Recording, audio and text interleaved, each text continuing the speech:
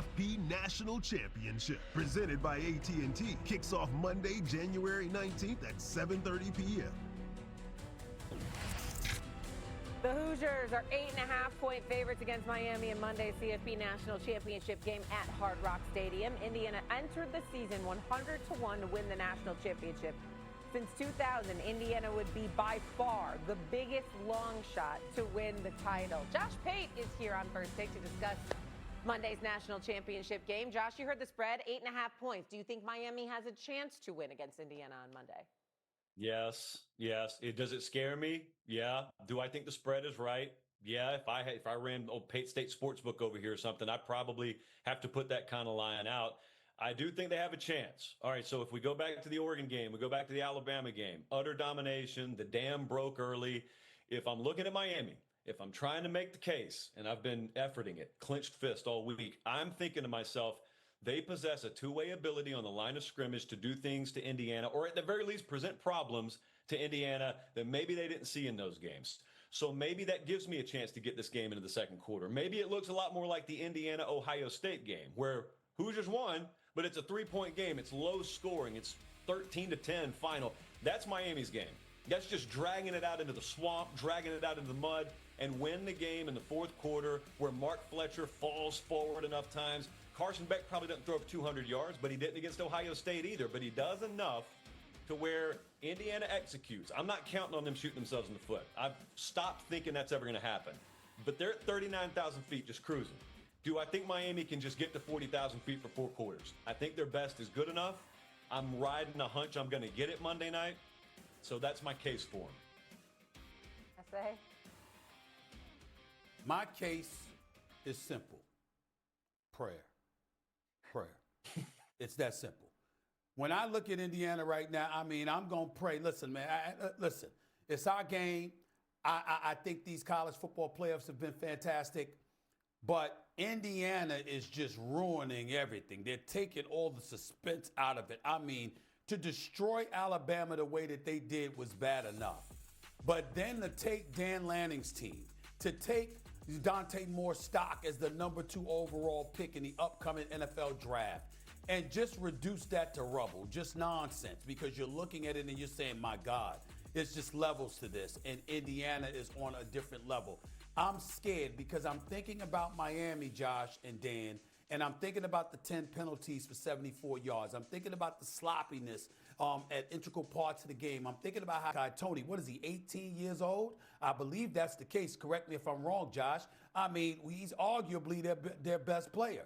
And I'm just looking at it from that standpoint, and I'm like, how the hell is Miami going to pull this off? I'm imagining Ray Lewis and Michael Irvin on the sidelines being motivational, keeping those cats focused, doing everything that you got to do.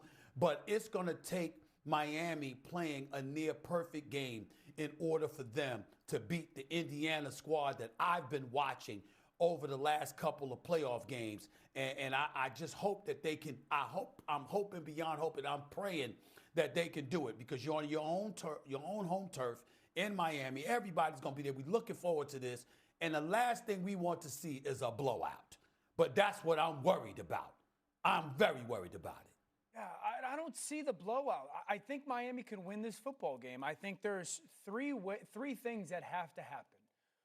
Number one, you have to play an incredibly clean football game. Oftentimes, and I don't know how, I think Pate would know this, there's like 5 or 6 games this year alone where Indiana has scored the first series of the game on defense. Yes. So teams come out and just shoot themselves in the foot. Obviously, it happened in the Oregon game. So, there has to be this hyper-focus from Miami of just not giving things to Indiana. You got to make them earn it.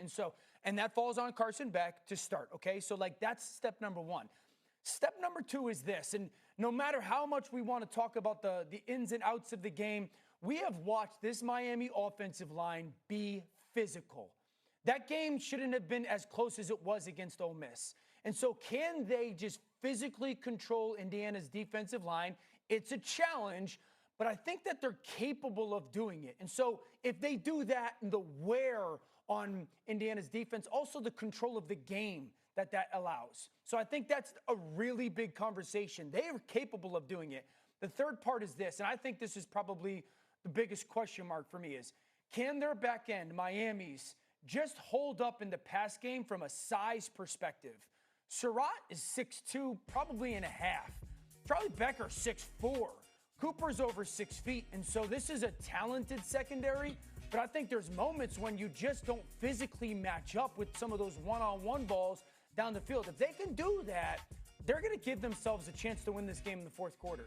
Obviously, I'm rooting for my Hoosiers, but if Miami wants a chance, I'd also lean on experience a little bit here. Carson Beck has been on this big stage multiple times, obviously with Georgia, also now with Miami. Miami, yes, older, right? Average age is 23, but not a ton of big moment experience like they're going to see, obviously, in the national championship game. Give you final word here, Josh. What do you think?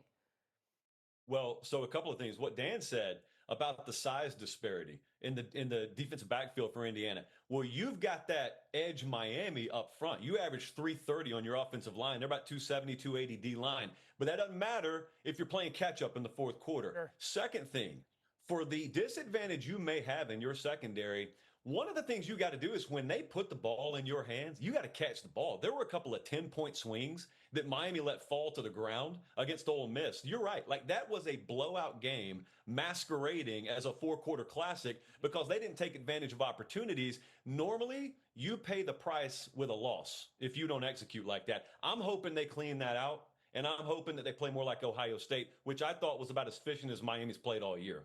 Really quick, both Stephen A. and Josh agree with the 8.5-point spread. Do you? I feel it's rich for me. I think Indiana's the better football team. I think they win the game. I've picked Indiana from the jump, but that feels like a domination. I think Miami's too good up front on both sides of the line to allow that to happen. Okay, so maybe Miami will cover, not necessarily win. Coming up here. Giddich will be there, but for the third consecutive year, Paul Feinbaum will not be there. I won't get to break bread with him because, well, the SEC isn't playing in the national championship game again, Paul. And the Big Ten has a chance to three-peat. So has the Big Ten, in your estimation, have they now become the supreme power in college football? Yes, Matt. And you know that, and Heather knows it, and I know it. And even though I'm sitting right now across the street from the SEC headquarters, they know it. There's no escaping what has happened. It has been one of the most dismal bowl seasons ever for the SEC. But where it really hurt was in the CFP.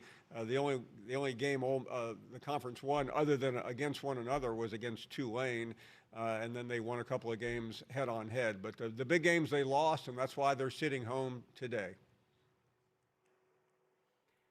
Paul is absolutely right, but he said it out loud, so therefore it's true, and everyone in the SEC heard it. But I also think it's less of an indictment on the SEC and more of a statement about the reality of college football right now. It's very difficult not only to win the SEC, but to win the national title. And when you look at teams that have the money to spend on NIL, have the depth up front on the offensive and defensive lines to survive through January, it is more than Ohio State, Alabama, Georgia. Right now we are talking about Indiana University. I mean, even in the SEC's own conference, you can go down to Vanderbilt and lose on any given day. So Right. I think the landscape of college football has changed.